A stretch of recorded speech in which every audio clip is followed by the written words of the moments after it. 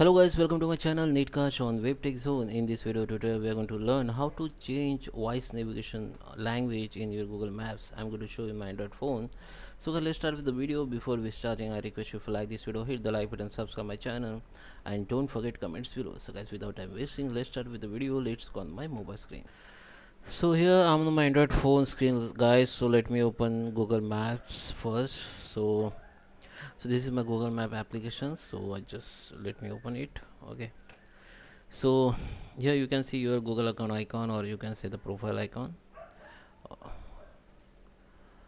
Okay, so just click on your profile icon here and now go to the settings. In setting you will find the option called app language. Don't change from here. It is only change your app language wording. It is for app language, but if you want to change the voice navigation language, then you have to just scroll down and go to the navigation settings.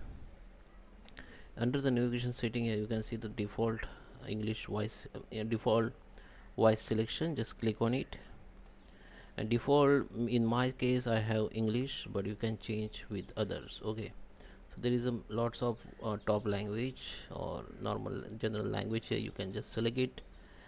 Okay, so if I click English UK, so it will be selected and it will be changed with the English UK. You can change any other language from here.